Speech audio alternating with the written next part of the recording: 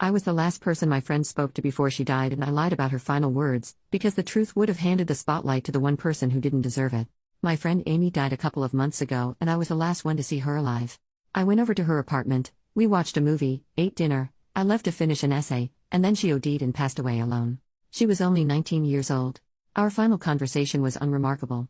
I said it was good to see her, thanked her for the food, we made plans for the sports we were going to play together the following week. I told her I would send her a bread recipe we had talked about, and she said she was excited to bake it to bring to a potluck that was coming up. She wished me luck with the essay and I said I would try, but Brian, my roommate, was always loud and distracting, so hopefully I could get it done before he came back from clubbing.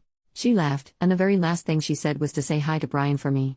Amy didn't answer messages the next day, so I sent her roommate, Kara, a message to ask if everything was okay. Kara had been staying nearby with her boyfriend, so went home to see what was happening, and found Amy's body. She let me know what had happened, and after that there were police and all sorts. It was a shock and confusing, but I did not pry for details. Amy and Kara were incredibly close, practically sisters, so I absolutely did not want to bother her with questions, and the police had investigating to do. I was asked to describe the evening. Amy used stuff frequently. They don't think the OD was on purpose, but they wanted to know if she was acting strangely. Had she taken anything while I was there? What time did I leave, etc.? And the death was deemed not suspicious. Amy hadn't contacted anyone online after I left, so I was the person she last spoke to. Kara asked me what her last words were. I lied. I said it had been to wish me luck with my essay, and that she hoped I had a good night. Amy had always been positive and such a genuinely lovely soul. Well wishes were fitting last words for her. I didn't say anything about saying hi to Brian. Why I lied? Brian can kick rocks. There is a running joke among some of my friends about Brian's magical ability to make everything about himself. We wanted to do a little Great British Bake Off for fun. Brian buys a sparkly suit and declares himself Paul Hollywood and yells through the whole thing. You're doing a painting? Brian can't draw, but until you physically leave he will lecture you about why you're doing it wrong. Never do improv with Brian. It's like improv with Michael Scott. A group of people want to do life drawing? Brian finds a way to be the naked model. Any birthday features speeches and songs performed by Brian, whether you really know him or not. Someone was going to come out as gay and was planning a little picnic for it. Freaking Brian decided to come dressed as a drag queen to take the pressure off. Whatever sport or instrument or language you try to learn, Brian will insist he is better, or would be better if he tried to learn it, which he won't. He physically can't stand to not be the center of attention. I do not like Brian. I cannot wait to not live with him anymore. He thinks of himself as charismatic, and at first he truly seems that way, but over time you realize it's all just volume and narcissism. That said, many people do still like him, life of the party and all, while his older friends grow to despise him and gradually exit the group. I was one of the first people to find out that Amy had died, and that evening I called my best friend to get it off my chest and because I needed to vent feelings. Brian heard. I should have been more careful, but I wasn't in my right mind. He asked for more details. Why did he need more details? Because he had already started drafting a mass message to send to all of Amy's friends to let them know that she had died. Amy and Brian met maybe twice ever. I told him he couldn't send it. This was on the day I found out. The police were only just involved. We didn't even know if her parents knew yet. He went off on a whole explanation of how he could find them on Facebook and could check land records to find their house and go there in a suit with a bunch of flowers to sit them down and properly inform them. I said the police would tell them, or Kara. As I said, Amy and Kara were close. Kara is from another country, so spends summers with Amy's family, practically like a second daughter. Why on earth would Brian, a total stranger, be a more fitting messenger? He said he had thought that he should get to be the one to tell them. I remember it well, because freaking get. For non-native English speakers, you get to be player one, you get to have an extra piece of chocolate cake, you get to dress up, you get to have a little treat that you want. You absolutely do freaking not get to tell someone that their daughter has died. This anti-Brian rant is getting too long. He held off on telling most people until after Amy's parents put out an official statement, though then gloated about having known about the news beforehand. He seemed to think that he would be able to speak at her funeral, but compromised and spoke instead at an informal gathering of friends that we held to honor her. He gave several speeches which, if you weren't aware that the two barely knew each other, would make you think that they were very close. He led a number of vigils, events, gatherings, which, yes, were a good morning opportunity for many people, but I'm too far gone with disliking him that I can't see it as anything other than him trying to gain an ownership of the situation. We put together a fundraiser in Amy's name for a mental health organization she had used, and Brian was upset that he was not listed as a contributor. He did not donate. We had a book where anyone could write about their memories with Amy.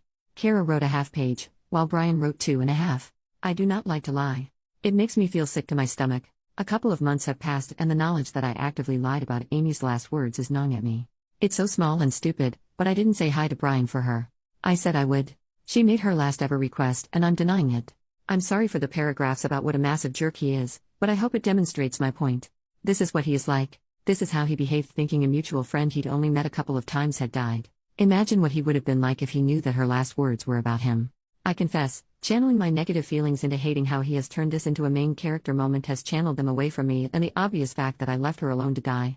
I think my anger at myself for the lying might be part of the overall guilt I feel about it, but that's what therapy is for. Thank you for reading. I have given this a lot of thought and I'm not going to tell anyone what she said, but I needed to get it out of my brain and into words. Update: I posted once on this account 10 months ago. My friend died and I did not pass on her final words because they were about my asshole roommate who, despite not really knowing her, did everything in his power to make her death about him. Sharing the words would cause problems, but not sharing them was eating me up inside, so I told Reddit. I thought it would feel like screaming into a void and was surprised to find support and understanding. It helped me work through my feelings, validated my choices, and made me feel seen. Thank you to every internet stranger who read it and gave their love. I love you all. I was holding a lot of guilt as the last person to see her alive, and sharing my feelings encouraged me to seek therapy. Love especially to everyone who told me to do that. To address some comments, people had horrific things to say about Amy because she took recreational drugs. That's because of me, and it's brand new guilt to deal with. For the people saying fake story because names. In the original post, I wrote A, B, and C, but then it wasn't very readable, so I changed it to Amy, Brian, and Kara.